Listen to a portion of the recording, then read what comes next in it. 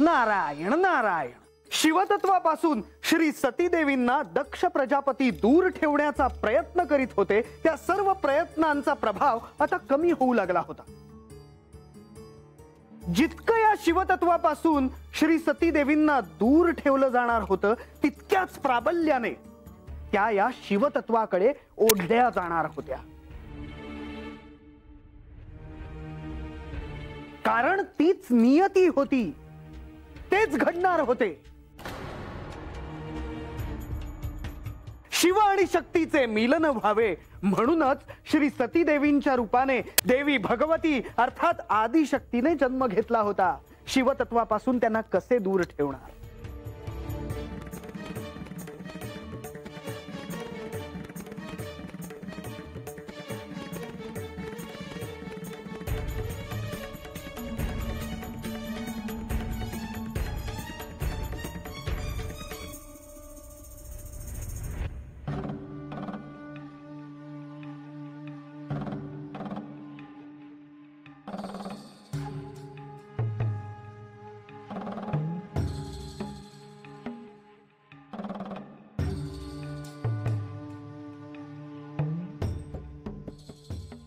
नारायण नारायण. श्री सतीदेवींच्या मनात नेमके काय सुरू आहे याची काही अंशी का होईना कल्पना त्यांच्या मातोश्रींना आली असावी. परंतु प्रजापती दक्ष मात्र काहीही ऐकण्याच्या मनस्थितीत नव्हते.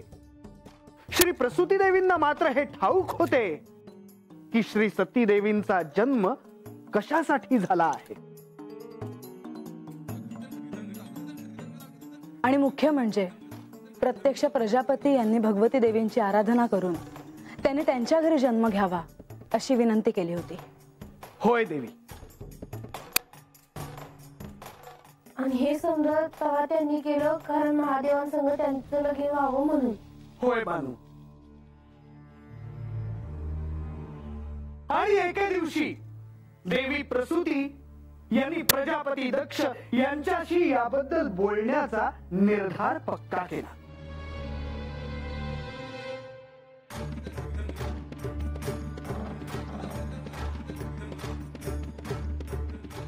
मी केव्हापासून पाहते आहे आपण अस्वस्थ दिसत आहात. काय झाले आहे? काही नाही. चंद्रदेवांना आपण शाप दिला होता परंतु श्री महादेवांमुळे तो निष्फळ ठरला. हेच कारण आहे का? त्या शिवाचे नावही घ्यायचे नाही. किती वेळा सांगायचे? परंतु चंद्रदेव आपले जावई आहेत. त्यांना काहीही झाले असते तर आपल्या कन्या भविष्यात दुःखी झाल्या नसत्या का? असेही त्यांनी आपल्या कन्यांना दुःखातच ठेवले असते. त्यांचा काय उपयोग होता जिवंत राहून? मी चंद्रदेवाला शाप दिला हे योग्यच होते. पण आता त्यांना वरदान मिळाले आहे त्यामुळे त्याचा विचार आता आपण करू नये असे मला वाटते. त्यानंतर आपल्या कन्या सुखी कशा राहतील याचा आपण विचार करूया. माझ्या कन्या या सुखी राहायलाच हव्यात. ह्यानंतर त्या चंद्राने बाधा आणली तर त्याला माझ्याशी युद्ध करावे लागेल. नाही, आपण असा टोकाचा निर्णय घेऊ नये. खरं तर मला काहीतरी वेगळेच म्हणायचे होते. कशा संदर्भात? आपण सतीचे काय करायचे ठरवले आहे? सतीचे भविष्य मी अत्यंत सुखी आणि आनंदी करणार आहे. पण ते कसे? तिच्यासाठी अत्यंत रूपवान दैवी श्री विष्णू भक्त आणि श्रीमंत असा वर मी शोधणार आहे. यावेळी मी कोणाचेही मत विचारात घेणार नाही. परंतु आपण तिचे मतही विचारात घेणार नाही का? तिला काय विचारायचे? तिचे हितच मी बघणार आहे ना. तिच्यासाठी जे उत्तम आहे तेच मी करणार आहे ना. परंतु तिचे भविष्य हे श्री महादेवांशी जोडलेले आहे. तेव्हा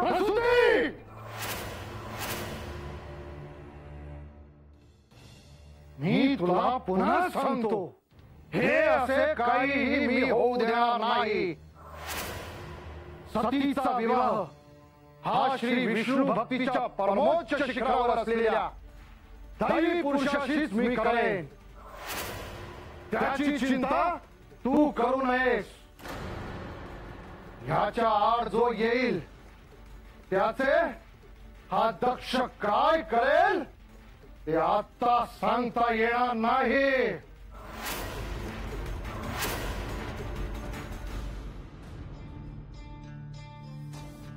नारायण नारायण. आणखी काय काय घडणार होतं याची कल्पना त्यावेळी कोणालाही करणं हे शक्य नव्हतं. परमनियतीने जे लिहून ठेवले आहे ते घडणारच, परंतु त्याला पूरक आणि पोषक अशी परिस्थिती असणं अत्यंत आवश्यक असतं. आपल्या इतर बहिणींचा जसा विवाह झाला तसाच आपला विवाह करण्यासाठी आपले पिताश्री हे वर संशोधन करीत असणार हे श्री सतीदेवींना ठाऊक होतं.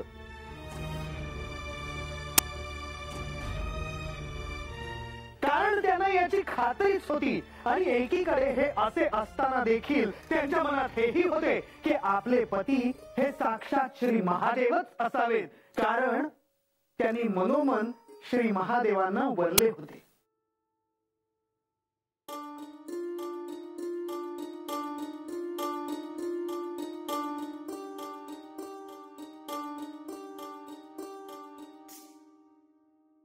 ये सती. मी तुझ्या विचारात व्यत्यय नाही आणला. नाही सती, मला तुझ्याशी बोलायचे होते. खरं तर मी देखील तुझाच विचार करत होते. माते, माझ्या सगळ्या बहिणींचा विवाह झाला. सगळ्या आनंदात आहेत. पिताश्रीने चंद्रदेवांना शाप दिला, पण श्री महादेवांमुळे त्या शापाचा प्रभाव कमी झाला आहे. हो, हे सत्य आहे आणि मला देखील ह्याच विषयावर तुझ्याशी बोलायचे आहे. मला ठाऊक आहे की पिताश्रींना माझ्या विवाहाची काळजी आहे. तुम्हा दोघांना माझ्यासाठी सुयोग्य वर शोधायचा आहे. परंतु तुझ्यासाठी सुयोग्य असा वर शोधून काढणे हे कसे शक्य होणार? मी मनोमन एक निर्णय घेतला आहे माते, आणि तो मला सांगायचा आहे. कोणता निर्णय सती?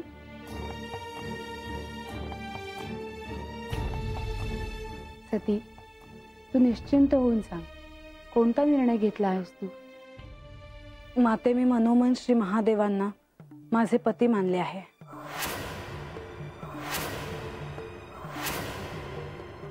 मी त्यांच्याशिवाय कोणाशीही विवाह करू शकत नाही, तशी माझी इच्छा नाही.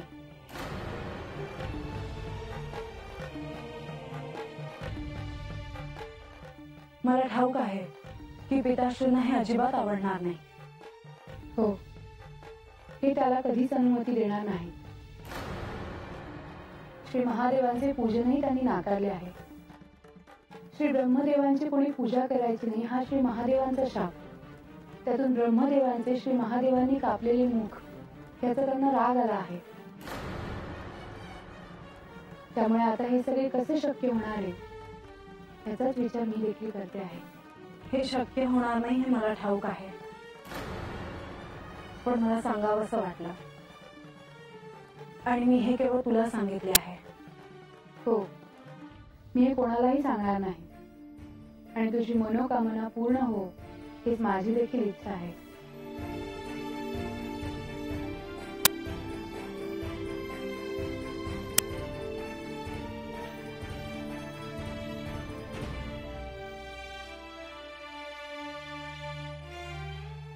नारायण नारायण. श्री सतीदेवींनी त्यांच्या मनात जे काही होतं ते त्यांच्या आईंना अर्थात प्रसूती देवींना सांगितलं, परंतु प्रसूती देवी यावर काय बोलणार होत्या?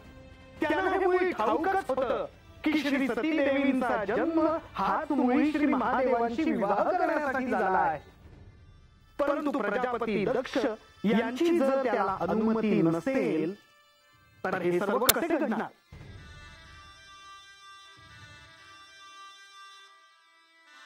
आणि मुळात बरं का, मुळात हे सगळं घडणार कसं?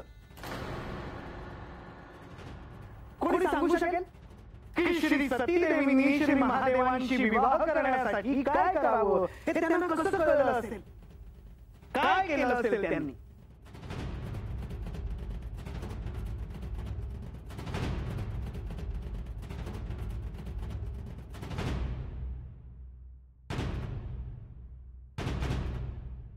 कोणाला काहीच कल्पना नाही? मुनिवर, तुमच्या प्रश्नाचं उत्तर माझ्याकडे आहे. परंतु ह्या क्षणी आम्ही ते सांगणार मात्र नाही.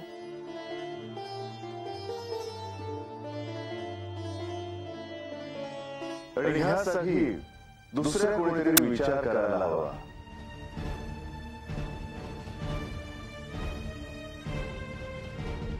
बानू, तुला काही सांगायचं आहे का?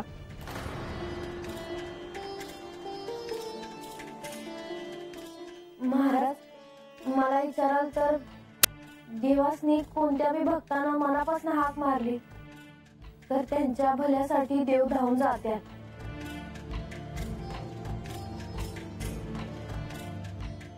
परत तर सती देवी होत्या. महादेवासनी तर ठाव होतं का त्यांचं लगीन सती देवी सगळं होणार आहे.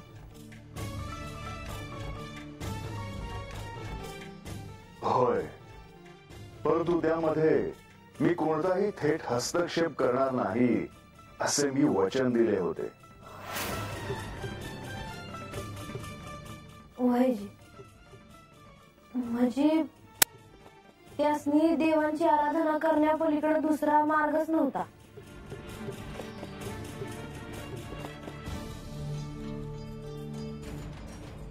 नारायण नारायण. होय बानू, अगदी योग्य म्हणालीस. परंतु ही तपश्चर्या साधी नव्हती. श्री महादेवांना प्राप्त करण्याची ही तपश्चर्या अत्यंत कठोर होती. आणि हे श्री सतीदेवींना कळलं ते श्री ब्रह्मदेवांकडून. नारायण नारायण.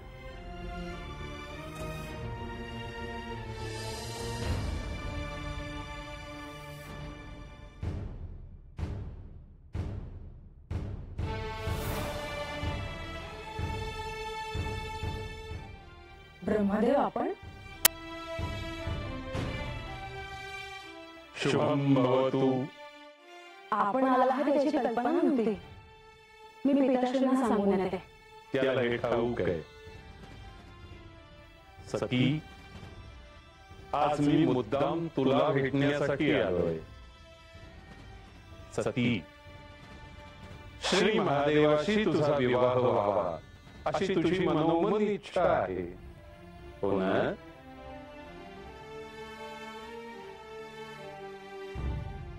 हो, तुम्ही ह्या सृष्टीचे निर्माते आहात. तुम्ही त्रिमूर्तींपैकी एक आहात. तुमच्यापासून काही लपलेले नाही.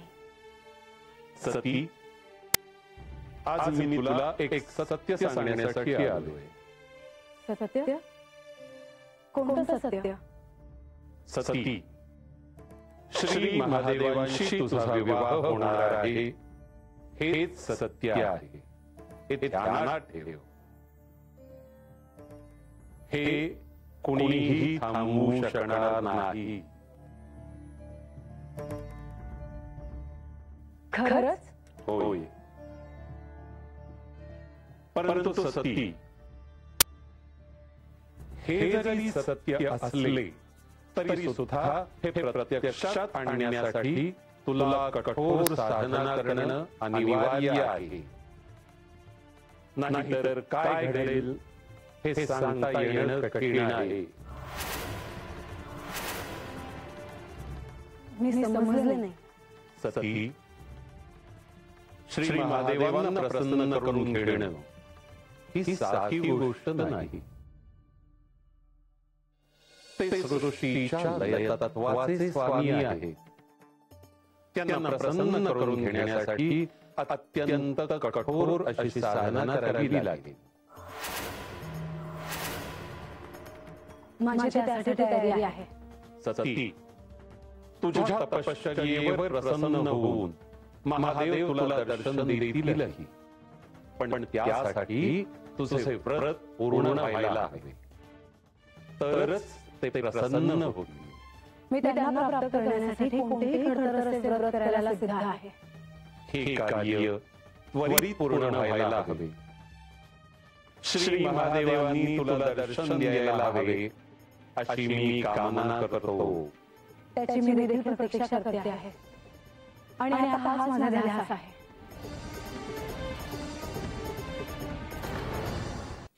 नारायण नारायण. आता तर श्री सतीदेवींना साक्षात श्री ब्रह्मदेवांकडून हे ज्ञान झालं होतं की त्यांना नेमके काय करायचे आहे.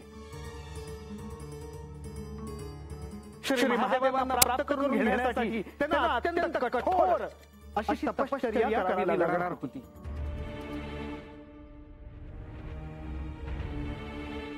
परंतु हे घडणार कसे हाही एक मोठा प्रश्न होताच.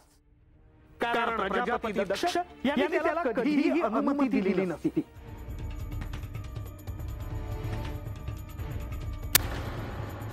बानू, काय झालं बानू? कसला विचार करत होतीस? महाराज, तुम्ही आता हे समजून सांगत होता तेव्हा मला बी अगोदर समजा आठवलं बघा.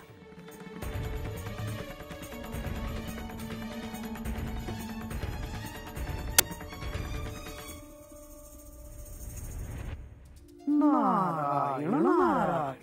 काय आठवलं तुला? मला महाराजांनी सांगितलं होतं का मला लय अवघड तप करायला लागल ते. नारायण नारायण.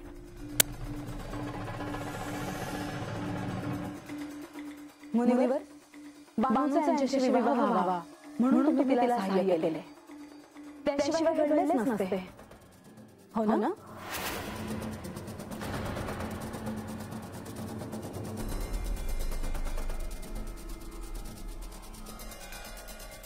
देवी, माझ्या हातून काही चूक झाली आहे का? तुम्ही पुन्हा माझ्यावर रागावून मला शासन तर करणार नाही ना? नाही मुनिवर, मी केवळ बानूच्या ध्यानात येत आहे का हे पाहण्यासाठी हे विधान केलेले आहे. वय, तुम्ही खरं बोलताय समजत आहे. महाराज नसते तर मला हे समजून ठावच पडलं नसतं. आणि महाराजांनीच मला वरद करायला सांगितलं.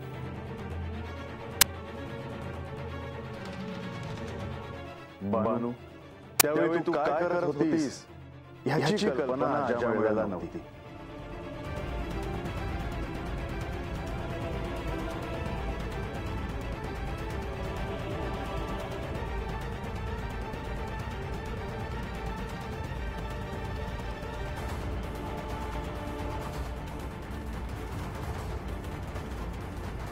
वयजी,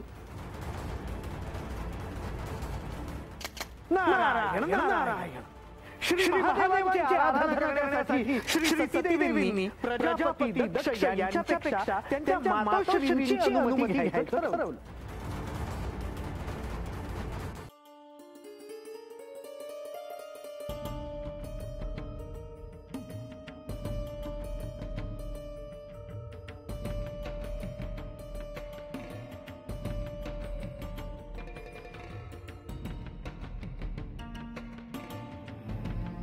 सती,